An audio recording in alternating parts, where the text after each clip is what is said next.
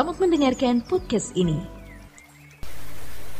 2 Petrus 3 dari ayat 13. Tetapi sesuai dengan janji Tuhan, kita menantikan langit yang baru dan bumi yang baru, di mana terdapat kebenaran. Sebab itu, saudara-saudaraku yang kekasih, sambil menantikan semuanya ini, kamu harus berusaha supaya kamu kedapatan tak bercacat dan tak bernoda di hadapannya dalam perdamaian dengan Dia. Anggaplah kesabaran Tuhan kita sebagai kesempatan bagimu untuk beroleh selamat. Seperti juga Paulus, saudara kita yang kekasih, telah menulis kepadamu menurut hikmat yang dikaruniakan kepadanya. Saudara, kita telah membahas ayat-ayat sebelumnya, juga ayat 13 dan 14. Sekarang kita akan melihat satu kalimat penting di ayat 15. Kalimat kesempatan bagimu untuk beroleh selamat. Kesempatan bagimu untuk beroleh selamat. Dalam teks aslinya ada dua kata, soterian hegeiste. Soterian hegeiste. Dua kata ini dalam bahasa Indonesia diterjemahkan sebagai kesempatan bagimu untuk beroleh selamat. Saudara, kalimat ini yang dalam teks aslinya dua kata tadi, maksud saya, kalimat sebagai kesempatan bagimu untuk beroleh selamat, itu jelas sekali menunjukkan bahwa keselamatan seseorang dapat diperoleh kalau seseorang mencapai kehidupan yang tidak bercacat dan tidak bercela. Saya harap ini menjadi revolusi iman kita, membangun formasi spiritualitas Kristen yang besok jam 4 saya akan seminarkan, ya, untuk memenuhi undangan dari STT di Manado, Lentera Bangsa, yang juga STT yang kita support. Seperti kerinduan kita jika kita mendapat kasih karunia di mata Tuhan, dari tempat ini Allah mengadakan kegerakan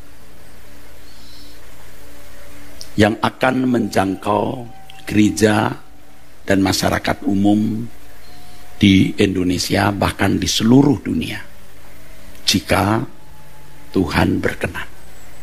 Allah besar, kita bisa, jika Allah memberikan kita kasih karunia untuk berpikir besar, yang positif, yang rohani.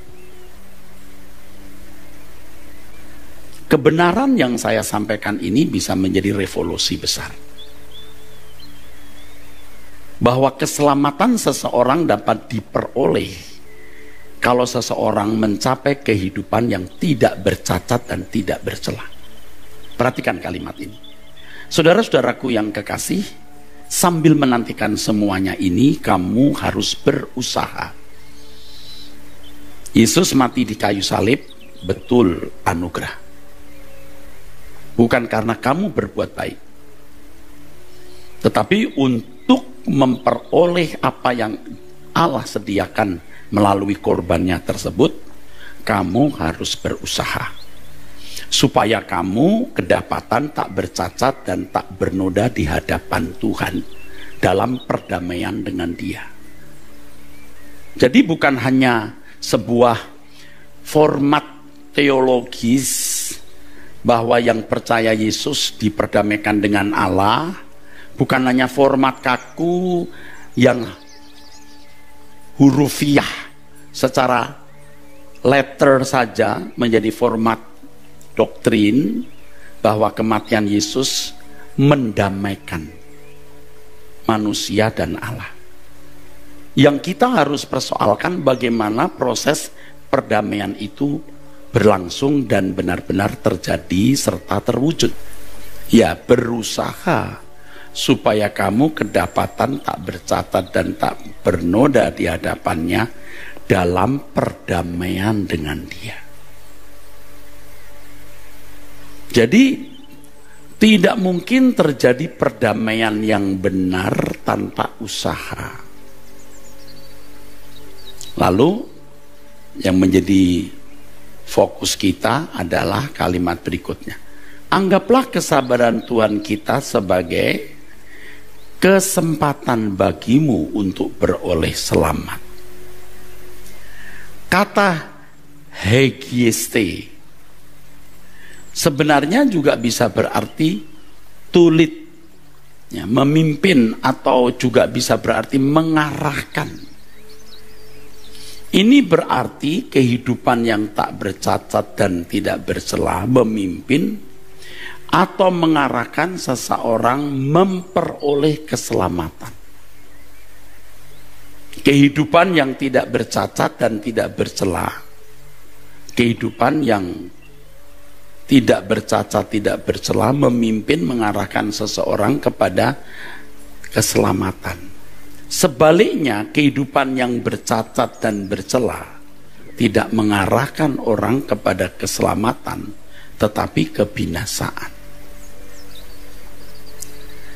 Jadi kalau hidup seseorang tidak mengalami pertumbuhan dalam kesucian sesuai standar Allah, artinya tidak semakin berkenan,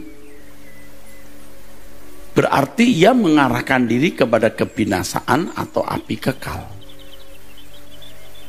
Kalau hidup seseorang tidak mengalami pertumbuhan dalam kesucian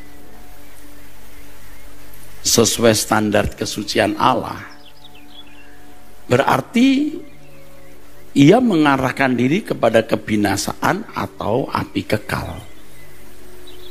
Dalam hal ini jelas apakah seseorang nanti akan masuk surga atau masuk neraka.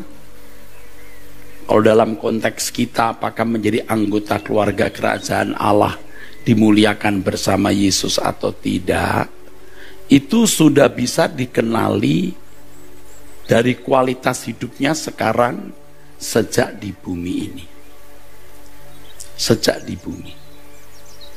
Makanya kita ini harus benar-benar memperkarakan hal ini sehingga perwujudan keselamatan, yaitu kita diperkenan masuk rumah Bapa, itu perwujudan, ya, penggenapan pemenuhan keselamatan, kita masuk rumah Bapa, menjadi anggota keluarga kerajaan Allah atau dimuliakan bersama Yesus, bukan spekulasi, bukan untung-untungan, bukan kira-kira, bukan mudah-mudahan. Kita bukan hanya yakin, tetapi harus benar-benar tahu. Banyak orang Kristen yang tidak menyadari hal ini, dan banyak orang Kristen yang pikirannya telah disesatkan oleh berbagai doktrin yang membuat mereka tidak mengerjakan keselamatan dengan takut dan gentar, sesuai dengan Filipi pasal 2 ayat 12. Ya, tentu semua ini tidak lepas dari pekerjaan kuasa kegelapan sebenarnya, yang menghalangi bahkan menggagalkan seseorang memperoleh keselamatan. Jadi format-format doktrin yang hanya bersifat kalimat, huruf, ya, itu tidak menyelamatkan, karena itu hanya menjadi konsumsi pikiran. Diyakini, namanya pengaminan akali.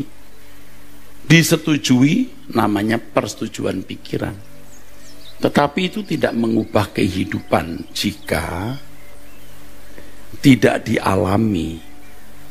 Makanya doktrin yang benar itu mestinya tidak hanya menjadi konten di dalam pikiran atau di dalam buku-buku yang tertulis, Doktrin yang benar itu akan mendesak orang melakukan, mendesak orang mengalami. Jadi kalau ia belajar doktrin itu atau pengajaran tersebut atau khotbah tersebut, ia dibuat tidak damai. Dia dibuat tidak tenang sebelum mengalami.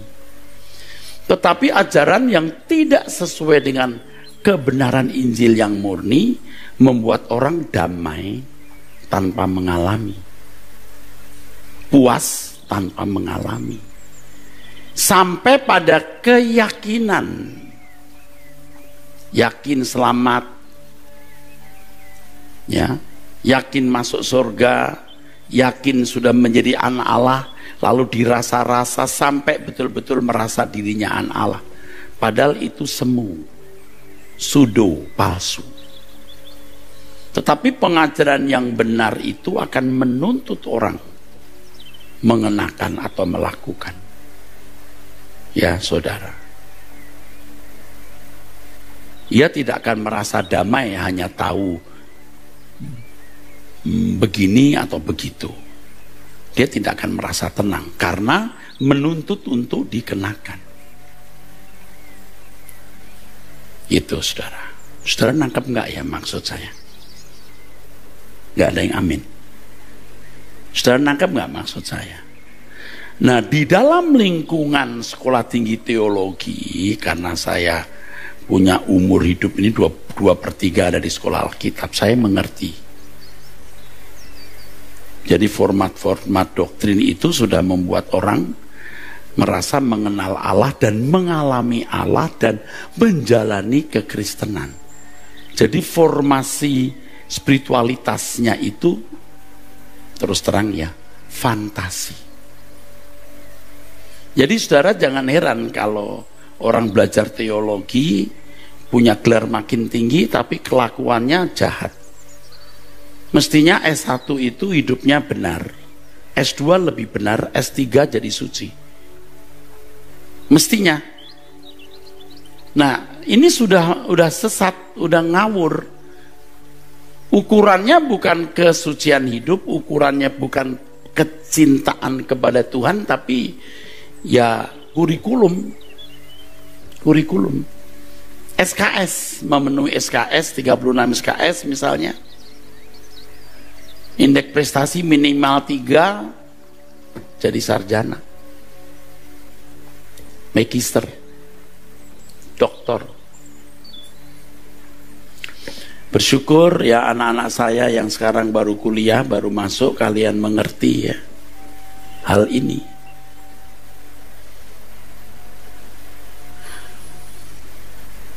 Jadi kalau hanya format doktrin, oh dia bisa bicara. Tapi kalau hanya format doktrin tidak mengubah hidup orang itu. Dan kerusakan ini, dalam tanda kutip, kesalahan ini, tepatnya kebodohan ini, telah berlangsung selama berabad-abad. Jadi tidak heran kalau gereja fokusnya pada perdebatan teologi yang dianggap salah, dikucilkan, sampai dihukum bahkan dibakar. Anda bayangkan, ajaran siapa itu kalau bukan dari setan? Makanya kalau kelompok orang-orang ini jika melihat orang Kristen lain yang tidak sesuai ajarannya itu marah tanpa ngerti kenapa kamu marah, kamu dirugikan apa, tapi dia marah, dia bilang sesat, bidat, begitu. Dan dengan kemarahan, kira-kira roh apa ya yang ada pada orang-orang itu? Tapi kalau saudara memiliki kebenaran yang murni dari Alkitab, Anda kan bisa mengerti orang lain berbeda pendapat. Jangankan orang Kristen yang beda doktrinnya, orang Muslim, orang Buddha, Hindu yang beda agama pun Anda tetap bisa menerima dan diterima. Begitu saudara.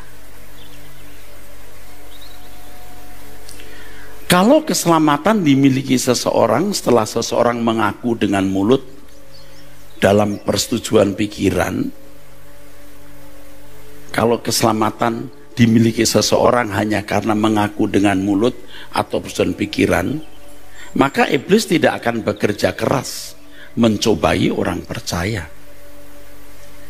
Petrus tidak akan menulis suratnya di 1 Petrus 5 ayat 8 sampai 9. Sadarlah dan berjaga-jagalah lawanmu. Loh, punya lawan tuh maksudnya apa? Ya mau merugikan. Lawanmu si iblis berjalan keliling sama seperti singa yang mengaum-aum dan mencari orang yang dapat ditelannya. Ini nasihat bukan untuk orang di luar Kristen, ini orang percaya.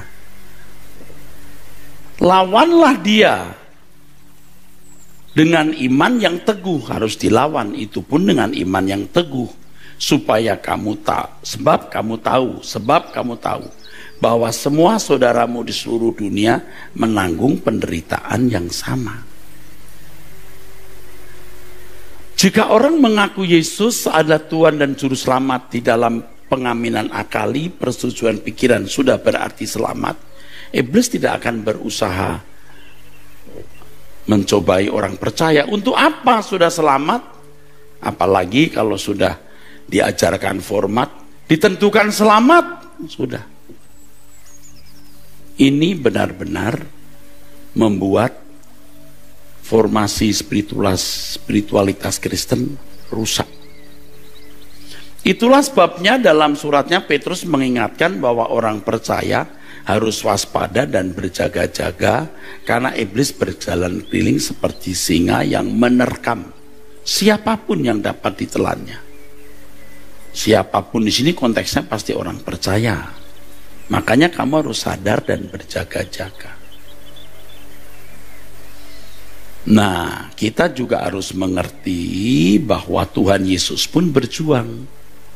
Tapi kalau diajarkan karena Yesus Allah, dia tidak bisa berbuat dosa, jadi semua sandiwara juga.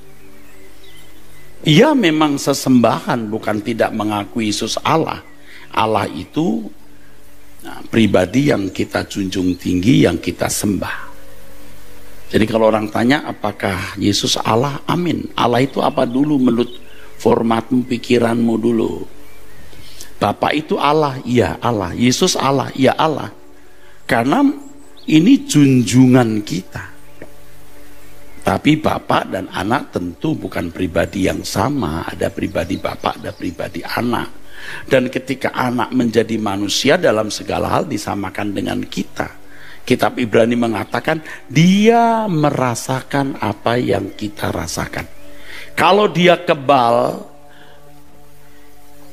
imun terhadap dosa, dia tidak bisa merasakan yang kita rasakan, dia makhluk lain. Tapi ketika menjadi manusia memang dalam segala hal disamakan dengan kita. Makanya dia bisa berdoa dengan ratap tangis dan keluhan. Ya, jelas ya Bapak Ibu. Katakan amin.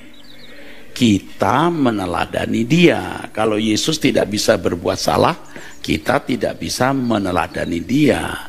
Sebab dia memiliki versi yang beda. Manusia versi lain.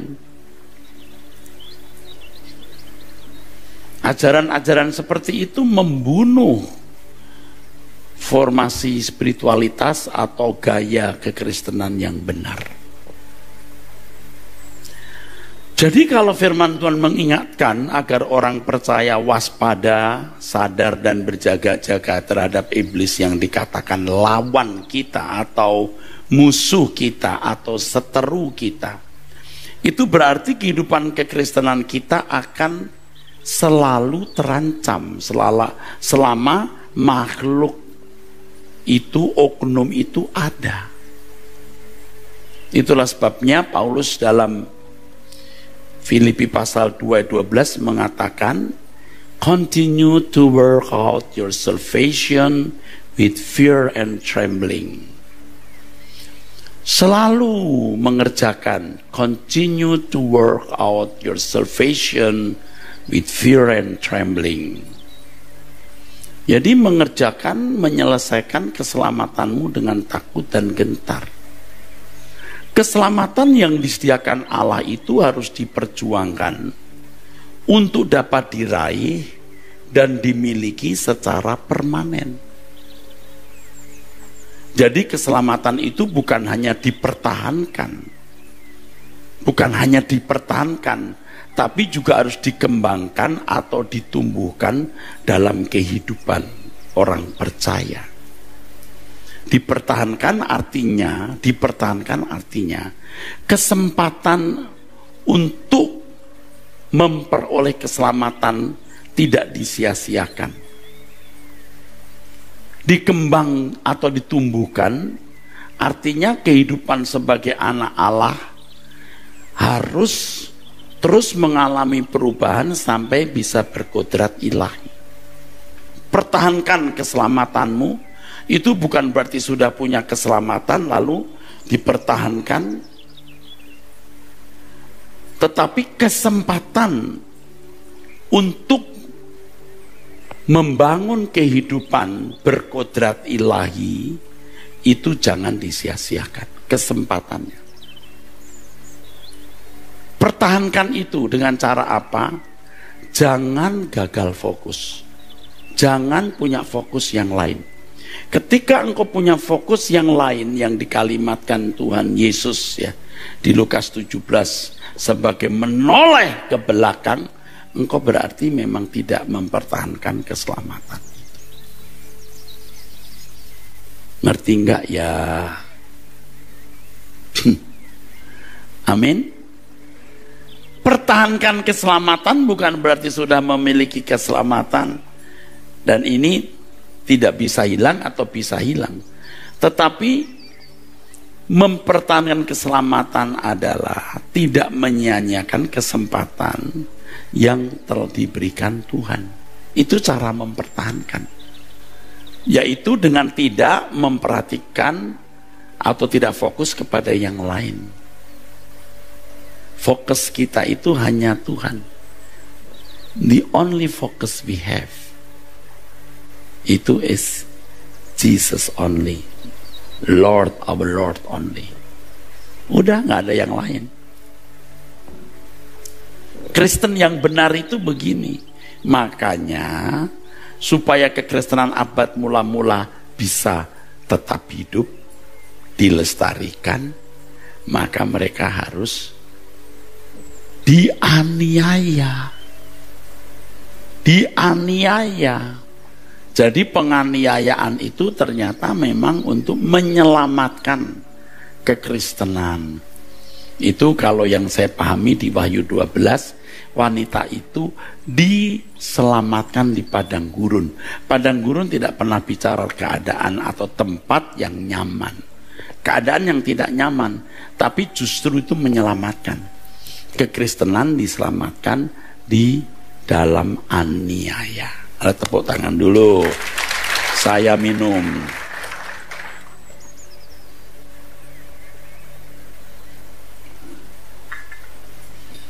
Sampai di sini pusing atau tidak pusing? Kalau saya tanya amin, Anda amin. Kalau saya tanya pusing atau nggak pusing, susah dijawabnya. Maksud jawab nggak pusing. Yang lain pusing. Akhirnya saya mendengar antara pusing nggak pusing, saya yang pusing. Keselamatan adalah sesuatu yang progresif. Artinya membuat seseorang hidup makin tidak bercacat dan tidak bercela. Ya. Nah, kuasa kegelapan berusaha untuk menghentikan progresivitas itu agar keselamatan tidak diperoleh oleh seseorang. Jadi kesempatan untuk meraih apa yang Allah sediakan itu banyak disia-siakan ketika seseorang mulai menghargai sesuatu atau menghargai seseorang atau memberhalakan sesuatu, memberhalakan seseorang, termasuk memberhalakan masalah. Punya masalah, fokus ke masalah itu, ia gagal untuk mengerjakan keselamatan. Jadi apapun yang terjadi, aku tetap memilih untuk serupa dengan Yesus, hidup kudus, hidup tak bercacat, tak bercela. Nanti kan akan dibuka semuanya. Dan saudara harus mulai memikirkan hari ini dengan serius. Nanti semua dibuka. Sampai hal paling detail dalam hidup kita, yang paling tersembunyi akan dibuka. Dan kalau yang paling tersembunyi dalam hidup kita itu dibuka, berbahagia kalau kita itu setia. Waktu kita di hotel misalnya, sepatu kita kotor, sepatu hitam kalau laki-laki, kalau kita lap, lapnya jadi ikut hitam, tahu ya? Bisa saja tarik spray tempat tidur, kita lap, kita masukkan lagi, betul nggak? Tetapi ngerti nggak bahwa ini tidak akan hilang nanti di spray itu? Mau dicuci itu warna semir tidak akan mudah hilang atau bahkan tidak hilang. Kita harus harus tidak melakukan. Itu hal kecil tapi kita tidak akan melakukannya. Ya. Dulu saya pernah mengenal seorang Kristen ya, suaminya ini termasuk tokoh. Waktu itu ada businessman fellowship ya. Ini juga kalau nggak salah mantan pejabat atau pengusaha yang kaya. Istrinya keluar negeri ke banyak negara.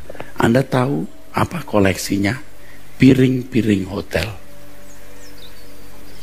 Jadi piring hotel yang Continental Hotel, Hilton, Sheraton, Ibis atau apapun nama hotel-hotel itu di luar negeri, itu di piring itu ya, itu dipajang.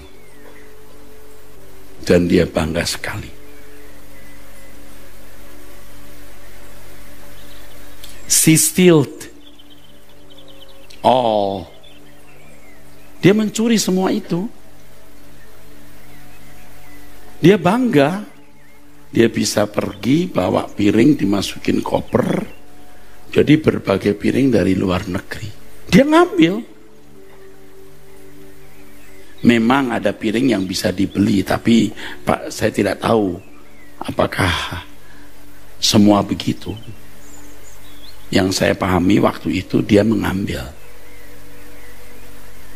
Itu tidak kudus, hidup begitu tuh nggak kudus. Kekudusan itu bukan mistik ya, praktis ya, praktis. Soal-soal praktis. Anda lagi jalan, orang jalan buru-buru, Anda ditabrak. Bagaimana reaksi Anda? Itu kesucian.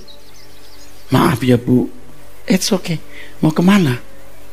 Ada yang bisa saya bantu? Atau matamu. Itu kesucian dari situ. Harus progresif, makin seperti Yesus. Hal ini mengisyaratkan bahwa keselamatan yang dimiliki seseorang itu ditandai oleh kehidupannya yang mengalami progresivitas menuju kehidupan yang tidak bercacat dan tidak bercela, saudara. Ya. Maka tadi dikatakan di firman Tuhan, anggaplah kesabaran Tuhan kita sebagai kesempatan. Ayo, jangan sia-siakan kesempatan itu. Mempertahankan keselamatan itu bukan berarti sudah punya keselamatan, dipeluk, tidak boleh diambil, bukan itu. Memang tidak bisa dianalogikan dengan apa gitu, agak susah ya. Artinya Allah menyediakan, paling bagus kalimat begini, Allah menyediakan potensi, anugerah atau apapun namanya, kuasa seseorang mengalami perubahan segambar serupa dengan Allah atau berkodrat ilahi atau sempurna seperti Bapa. Itu tidak diraih dalam satu kali, satu hari, tapi lewat proses ya. Kesempatan ini tidak boleh hilang. Nah, memanfaatkan kesempatan inilah yang namanya mempertahankan keselamatan itu. Nangkep enggak ya? Kalau saudara punya umur punya hari saudara habiskan untuk berbagai kesenangan-kesenangan dunia, Anda tidak mempertahankan keselamatan. Akhirnya Anda tidak akan mencapai keselamatan itu. Anggaplah kesabaran Tuhan kita sebagai kesempatan bagimu untuk beroleh selamat. Tuh. Maka nanti kalau kita membaca bagian lain dalam Alkitab, supaya keselamatan menjadi milik yang pasti. Nah, selama ini semua diformatkan kaku, baku. Hurufiah, bukan harafiah, hurufiah. Kalimat saja, dan pasti tidak memuat tuntutan untuk dialami. Tidak ada tuntutan untuk dialami. Pengajaran yang salah mengenai kristologi, misalnya Yesus tidak bisa berbuat salah. Dia tidak berbuat salah walaupun bisa berbuat salah. Itu kita lebih memuliakan dia. Maka pandanglah Yesus, kata Ibrani 12, yang dengan tekun, Alkitab mengatakan yang dengan tekun. Kalau sampai begini ini kan luar biasa, saudaraku. Menanggung bantahan yang sehebat itu terdirinya dari pihak-pihak orang berdosa, dari pihak orang-orang berdosa, supaya kamu jangan menjadi lemah dan putus asa. Dalam pergumulan kamu melawan dosa, kamu belum sampai mencucurkan darah. Yesus sudah habis-habisan loh, kamu belum. Dia tekun. Kita bisa bantah ayat ini dengan mengatakan, ya tekunlah orang dia nggak bisa bikin salah. Tuh. Tapi rata-rata gereja di dunia mengatakan Yesus tidak bisa berbuat salah. Memang di abad keberapa begitu ada ajaran yang mengatakan Yesus bisa bersalah, dinyatakan sesat. Sekarang saya berkata begini, dinyatakan sesat. Anda tahu reaksi saya apa? Diam. Kalau boleh dibahasakan begini, emangnya gue pikirin. Yang mau dengar saya silakan, nggak mau ya sudah. Tapi dengan mendengar ini Anda dimotivasi, di-inspiring untuk meneladani dia, supaya seperti dia sukses, kita sukses. Lah, yang mulia Tuhan Yesus berkata, seperti aku menang, kamu harus menang. Nah, kalau Yesus tidak bisa kalah, ya nggak ngomong begitu. Tuh, emosi sekarang. Yang saya ajarkan ini kan menuntut saudara untuk bertindak. Amin. Kalau enggak, Anda kan Yesus menang karena dia Allah, nggak bisa kalah. Tuhan beri dong kemenanganmu. Tuhan menang, kamu punya kemenanganmu sendiri. Makanya lihat, dengar lagu-lagu yang mengatakan dia beri aku kemenangan. Menang dari apa kamu? Memang kalau ada di dalam perjanjian lama kisah-kisah bagaimana mereka berperang, lalu Allah menghancurkan musuh-musuh Israel, wah Allah beri kemenangan. Itu tidak sejajar, tidak simetris, tidak analog dengan kita melawan dosa di dalam diri kita. Tuhan buat aku menjadi suci, engkau berperang melawan dagingku. Loh, Tuhan yang mengatakan kamu yang harus menyangkal diri. Tuhan tolonglah engkau yang menyangkal. Paham gak saudara? Tepuk tangan untuk kebenaran ini.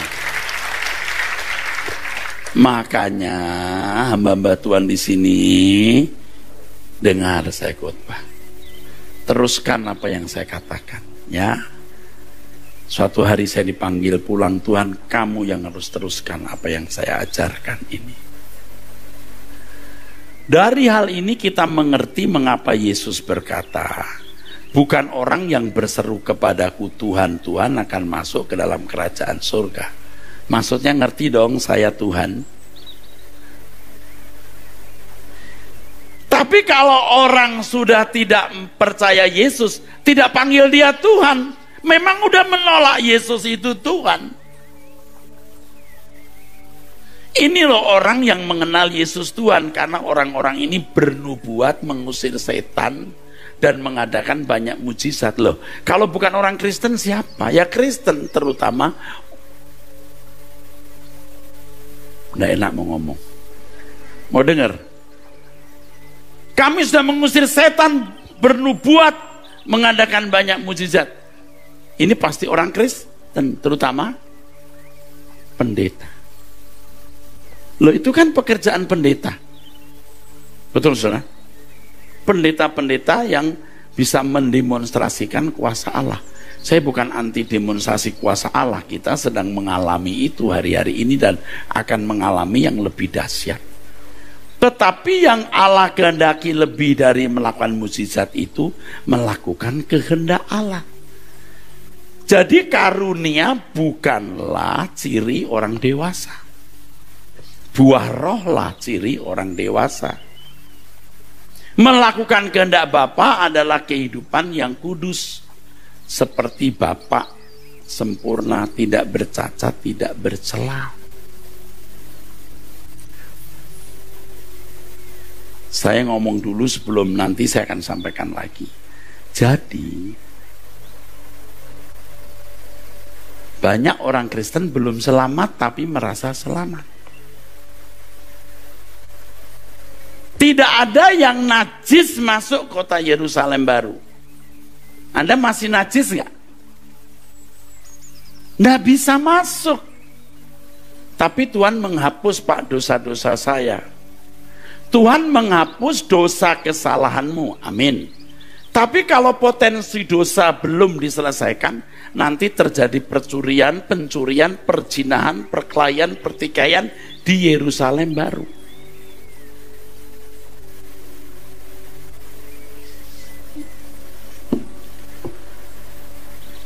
Ngerti enggak ya? Jadi kodrat dosanya harus diselesaikan.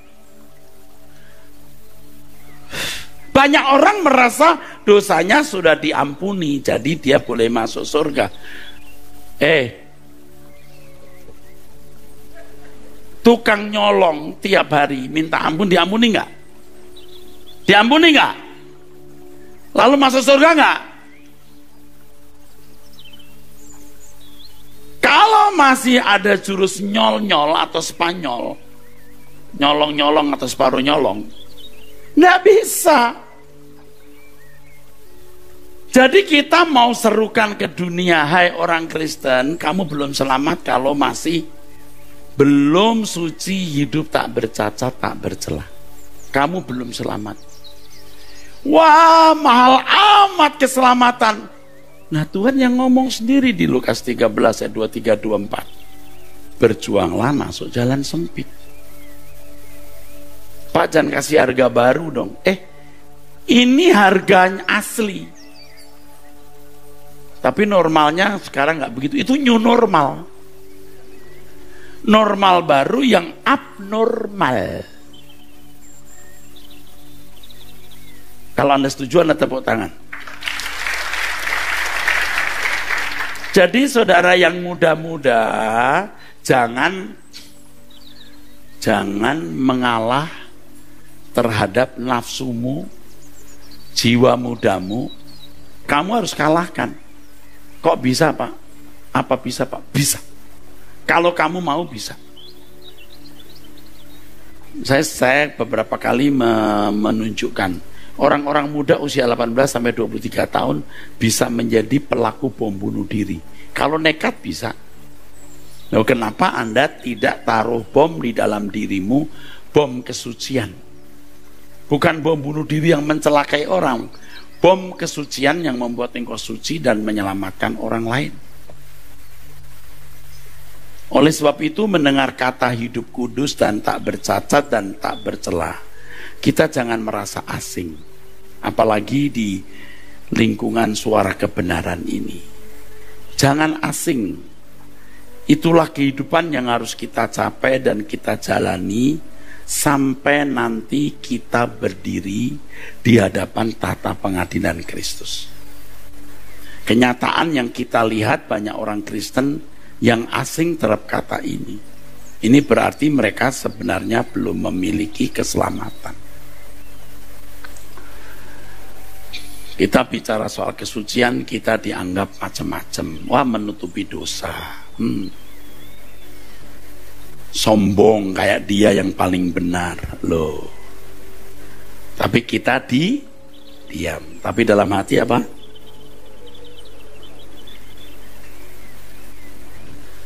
Ini inti pergumulan hidup kita. Satu-satunya usaha yang harus merampas seluruh perhatian kita. Tadi ada kata usaha. Ya. Tadi ada kata usaha.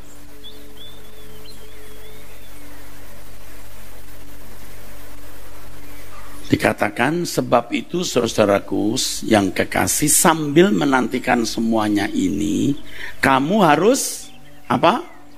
Berusaha. Itu kalau dalam teks aslinya itu spoudazo. Spoudazo. To make effort, be prompt or earnest, do diligence. Usaha, sungguh-sungguh melakukannya dengan rajin. Itu maksudnya. Jadi selama ini ada pengertian yang salah terhadap ayat Alkitab bahwa keselamatan bukan karena perbuatan baik. Itu membuat pendeta nyaman. Dah, kita udah selamat ya Bapak Ibu. Saya apalagi udah jadi pendeta lebih selamat. Saudara semua ya, kabeh wis selamat. Gawat itu saudara. Ya, belum khotbah di belakang. Saya nggak mengatakan itu dosa buat orang masuk neraka. Tapi Anda bayangkan ya, kalau kita bicara tubuh kita rumah Allah, terus kita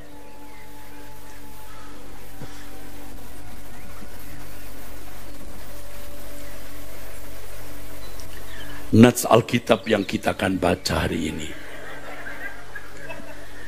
terdapat di dalam Matius pasal 11 ayat 28 dan 29. Allah yang Rahman dan Rahimi memberikan anugerah keselamatan. Kita semua sudah selamat. Puji Tuhan. Amin. Dah.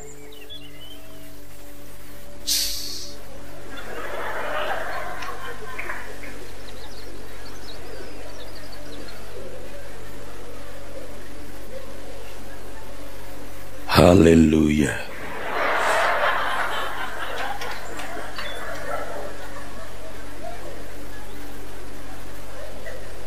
Udah selamat. Majelisnya mau pimpin, pimpin kebaktian rumah tangga, habis pimpin rumah tangga. Jangan lupa ya nanti malam. Oh ya.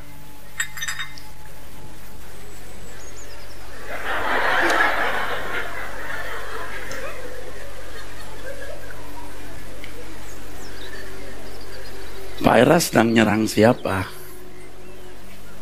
Saya tidak nyerang siapa-siapa. Yang merasa terserang ya berbahagialah kamu sadar. Paham maksudnya? Saya juga bisa berbuat dosa di balik mimbar atau setelah pelayanan. Itu mudah. Dan dulu saya tidak menjaga kesucian seperti hari ini. Tadi siang saya berenang, pagi lah ya menjelang siang. Waduh, banyak rok mini dan nyaris tidak pakai pakaian di sekitar saya. Kalau dulu saya nikmati juga loh. Saya nggak salah. Apa salahku? Kau jual aku beli. Tapi beda hari ini. Aku harus berpikir dan berperasaan seperti Tuhan berpikir dan berperasaan. Jadi begini, disika malam mata sika.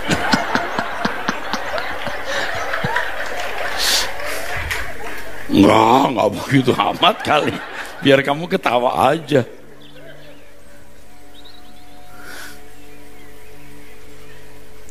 Harus bersih, amin. Bersih. Bersih. Aduh, mesti bersih. Banyak hal yang bisa buat kita salah. Dan latihan demi latihan itu, spodazo tadi, usaha keras, itu akan membuat kita mencapai kesucian, kekudusan. Jadi kesimpulannya begini, kalau kamu tidak kudus standar Allah, kalau kau masih bercela dan bercacat, kamu belum selamat. Selamat itu dikembalikan ke rancangan semula, bukan hanya tidak berbuat dosa, tetapi menghabisi saldo kodrat dosa. Kalau saldo kodrat dosa dihabisi, tidak ada dosa yang kita lakukan lagi. Gak bisa nyolong. Nah kalau orang, tadi saya bilang nyolong, maling, nyolong minta ampun, diampuni nggak? Diampuni. Masuk surga nggak? Belum tentu. Apakah kodrat dosanya sudah dimatikan? Makanya tukang nyolong itu tidak boleh hanya bertobat di ujung maut. Udah nyolong terus nih, nyolong terus. Ampuni aku Tuhan, ampuni, jebret Tuhan ampuni, lalu masuk surga. Tidak mungkin. Makanya ketika orang mendebat mengenai orang di samping salib Yesus kok bisa masuk Firdaus, Anda tahu nggak, ada penjahat politik, ada penjahat kriminal. Dia sudah kenal siapa Yesus loh. Dia disiksa, dia tidak minta diturunkan dari salib. Dia berkata, ingatlah aku kalau engkau datang sebagai raja. Dia tahu yang dia nantikan itu kerajaan, karena sangat besar dan kemungkinan bisa dipastikan bahkan dia itu orang zelot, gerilyawan Yahudi yang ingin kerajaan Allah teokrasi seperti zaman Daud ditegakkan. Itu makanya orang-orang Yahudi itu mengharapkan seorang raja seperti Daud dan Yesus yang dibidik. Tuhan Yesus mau berkata, aku rajanya, oke, kamu ikut aku, tapi bukan di dunia ini. Udah ngerti ya, bukan di dunia ya. Kamu udah ngerti ya, ingat aku kalau engkau datang sebagai raja. Engkau tidak angkat aku sebagai raja di bumi, tapi engkau tahu raja di kekekalan. Coba ya, pikirkan orang nyolong di ujung maut, minta ampun, diampuni. Kira-kira kodrat nyolongnya bisa hilang nggak seketika? Nggak mungkin. Anda ngerti maksudnya? Jadi kalau ada orang tanya saya begini, Pak, gimana ya Pak kalau saya mati tiba-tiba, lalu masih ada 2 butir dosa di hati saya? Tidak mungkin. Tuhan tidak mungkin memanggil orang yang dikasihi pada waktu yang tidak tepat. Ini masih ingat sekali dan berkali-kali saya menunjukkan kepada saudara. Suatu kali saya masuk kantor BPD, Badan Pekerja Daerah, sebuah gereja, di mana saya waktu itu menjadi ya salah satu anggota. Ini dia, lagi kumpul di kantor BPD. Ini dia dosen sekolah tinggi nih. Ayo kita tanya. Apa itu? Nih, ada seorang naik pesawat, masih ada 2 dosa kecil di atas meledak pesawatnya mati. Dia masuk surga atau neraka? Cuma 2 dosa. Pertanyaannya salah. Saya jawab, pertanyaannya salah. Tidak mungkin Tuhan memanggil orang yang dikasihi pada waktu yang tidak tepat. Kalau memang dasarnya dia jahat, masuk neraka? Nggak bisa, enggak. Tapi dasarnya dia baik, dia akan dibimbing Tuhan. Ya memang bukan berarti kita lalu tahu kapan kita meninggal ya, tapi Tuhan akan bimbing kita. Makanya kalau orang yang tiap hari periksa diri, koreksi diri, kan progresif. Amin. Ya ternyata aku masih mata keranjang ya. Aduh, ternyata aku masih mata duitan. Ampuni aku, jalan lagi. Dikasih percobaan lagi. Udah enggak sekarang. Kita akan tahu. Bukan hanya yakin aku masuk surga atau masuk neraka, kita yakin. Tahu juga. Kalau dulu kita dimusuhi orang, kita setan,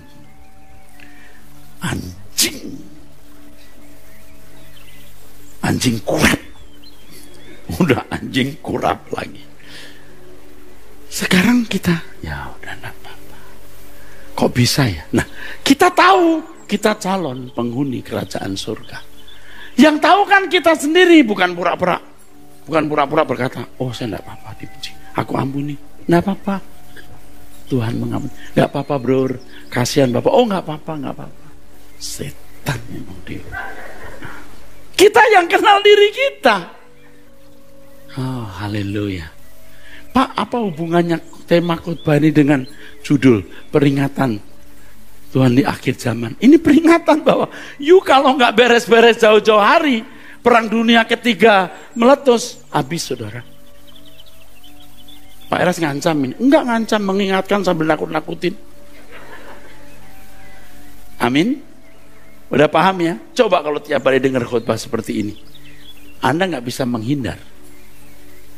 Kata Pak Eras atau kata firman Tuhan yang disampaikan Pak Eras, kalau nggak suci nggak masuk surga.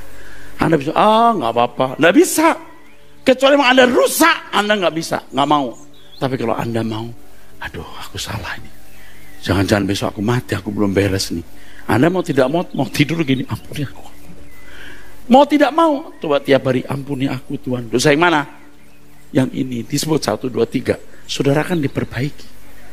Tapi kalau dulu kan gini, Tuhan, aku mau tidur, ampuni dosa-dosaku. Kalau Roh Kudus tanya, dosa yang mana? Semuanya. All in.